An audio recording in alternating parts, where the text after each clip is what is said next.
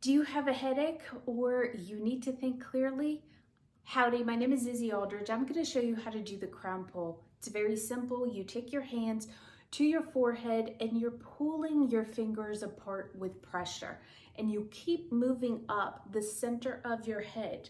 So press and pull, press and pull, press and pull. And you're going to do this all the way to the back of your head like this. I include my neck in that. Make sure that I pull all that energy apart.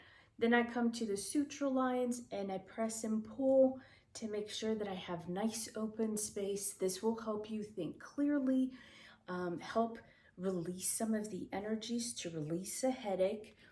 I oftentimes go back to the neck and I just finish pulling that energy forward. It's as simple as that. Until next time, keep moving energies.